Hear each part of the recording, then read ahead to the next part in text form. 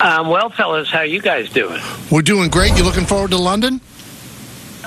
Yeah, I'm at the airport already. Really? I'm flying tonight, and since I do a podcast with my son every Monday, I flew up to Philadelphia to fly out of here so I could return to Philadelphia on Monday to do the show from his basement, because I'm afraid to do a podcast alone in my house because I'm so terrible at technology. So I need to sit next to him in case anything goes wrong.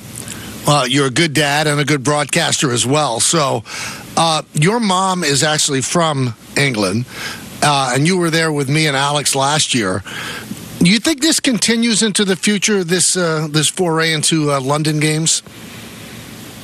I think it does. Now, we saw last year, Michael, that people are starting to get more interested. We're not going to, think that, everyone in Britain loves baseball, because they don't. They're just trying to learn how it works. But baseball is trying to globalize, as we know. They're doing a pretty good job of it. Places that they go, it's a very, international sport and needs some work in England. But I thought it was great last year, and I was really shocked by how many Cardinal and Cub fans were there last year. I couldn't take 5 steps in London without running into a Cubs or Cardinal fan. It'll be interesting to see how the Mets and the Phillies fans travel, but I thought it was a great atmosphere last year. I think it's something to build on, and I think they should keep doing it. That's what's interesting, right, Tim, is that you run into people that will travel to London that root for those teams, but are you able to get a sense of how many people that are actually from that area that are baseball fans that are taking advantage of the experience? Yeah, I met a bunch of fans last year who told me we love baseball. We come to America to watch games and stuff like that. But, I thought it was kind of telling when I went to the World Baseball Classic 2 years ago in order to prep for going to England.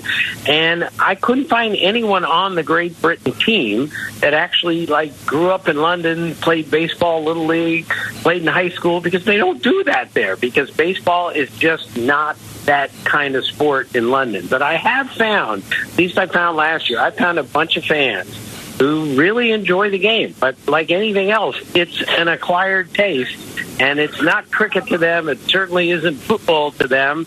So they're trying to learn it, and, it takes a while to learn to really love baseball. Now, we opened up the show, Tim, talking about the best teams in baseball. We say the Yankees, the Dodgers, maybe the Orioles, and definitely the Phillies. How good are the Phillies, Tim? I think they're the best team in the National League. I think the Yankees are a tiny bit better than them right now, which makes them the second best team in baseball. As you know, Michael, their starting pitching is really good. And that Ranger Suarez guy has gone from a very good pitcher to a great pitcher this year. Then you pair him with Wheeler or Nola, and then you look at that offense, which doesn't even have Trey Turner. They're starting to score some runs. Bryce Harper's getting hot. He's going to be healthy for a whole year. I love the camaraderie on that team. It's like a college baseball team to me. So I think they're the best team in the National League, and I think they and the Yankees are the 2 best teams in baseball. We were talking about it earlier, Tim. It's odd. Here we are in June, so we're significantly into the season. There's only 11 teams above 500. Why do you think that is? Well, that's a good question. I just did my power rankings today, which I have to do every Tuesday. Not exactly my favorite chore, by the way. But yes, I noticed the same thing. Once you get past the first 5 or 6 teams, everyone's under 600. And then you get past about 10 teams and everyone's under 500. So I'm not sure what that means. I do know the gap between the really good teams these days and the really bad teams is probably wider than it's ever been, which is not a healthy development. When you see a team as bad as the White Sox or as bad as, say, the Orioles were 4 years ago, and the A's were essentially last year, that's not a good development. Some of these teams are so good, and so many others are saying, well, we got to rebuild, and the only way to rebuild is to get rid of our veteran players and go with all young guys. So I think that partially explains why so many teams are, get a little bit hot, get to 500, then lose 4 in a row like the Giants or somebody like that. It's been a weird year, but every year is weird if you really pay attention. Talking with Tim Kurkjian here on the Michael K. Show. Tim, Don said that earlier, and it's curious that we have this dichotomy between the good and the bad. And it could be because of the wild card, because you could kind of like rebuild on the stealth and still sell to your fans, say, we got a chance at that third wild card. Look at what the Diamondbacks did. Do you think that has something to do with it as well, where you don't have to go all in and you could still make the playoffs? Absolutely, Michael. And this is the only sport where you can make the playoffs as basically the last seed. You can win 84 games like the Diamondbacks and go to the World Series. This can't happen in basketball. The last seed has zero chance to go into Chicago Stadium and beat Jordan's Bulls or beat the great Golden State team. Zero chance. But in baseball, if you get in, you always have a chance with a few hot pitchers. So that's part of it, too, is that these teams aren't ready to unload or load up because they just want to see, can we get in? Because if you get in, you got a chance in the big leagues. All right, now they're playing the Mets, the Phillies. We're talking about how good the Phillies are. In your estimation, Tim, how bad are the Mets? Yeah, they're worse than I thought they were going to be, Michael. I thought they were a 500 team, and now I'm not sure they're even going to get to 500, even though there is a long way to go here. But it just shows you, again, this is so obvious. When you don't have a bullpen and you lose winnable games, it trickles down onto everything. They have lost 6 games this year that they led into the 9th inning. A lot of teams don't lose 6 games all year. They lost 6 games, before they got out of May. That's how bad their season has been. They got to figure out Edwin Diaz, exactly how injured he is, his effectiveness, everything else. But and Kodai Senga not being there really hasn't helped at all. I thought they'd be a better offensive team. I know they're not this bad. I know they're going to start playing better than this, but I just don't see them as even a wild card contender in the National League at the moment. Yeah, it's unfortunate because I was with you. I thought they could be way more competitive, but you lose Diaz, you lose Senga, and the thing that really surprises me, I thought that they would hit a lot better. I think Alonso's costing himself a ton of money. Lindor off to the slow start. How surprised are you that they've hit as poorly as they have on a consistent basis? Yeah, I thought they'd be a much better offensive team than this. Now, Alvarez getting hurt doesn't help things, and Beatty went down, and Lindor just got over 200 recently, and Alonso, who can really, really hit, just hasn't been the destructive power hitter that we're used to. But again, it just look at the averages of the big leagues right now, fellas. The league is hitting 240.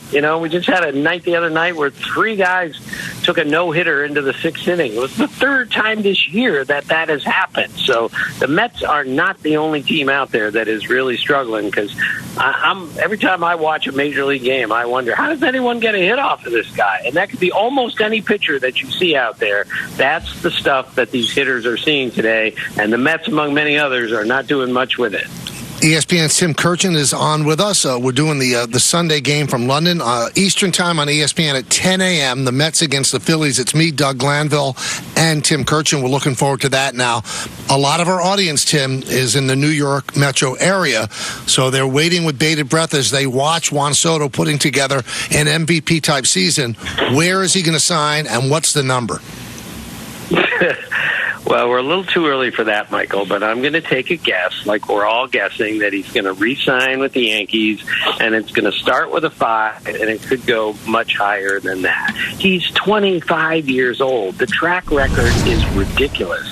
He has a control of the strike zone that I don't think I've ever seen for anybody that young. And with this being such a crucial year for the Yankees to turn things around, I don't know how they can justify, if he continues this and let's say wins the MVP and they go to the World Series, how are they going to justify letting a guy who will have just turned 26 years old get away? So I don't see how that happens. I think the Yankees are going to re-sign him, but with Scott Boras as the agent and all these other teams involved, anything is possible. I'm taking a guess here, just a guess. And the only thing that I'm probably with you, but I've been trying to say to Yankee fans, is that if the Mets end up being a real embarrassment, how high will Steve Cohen go?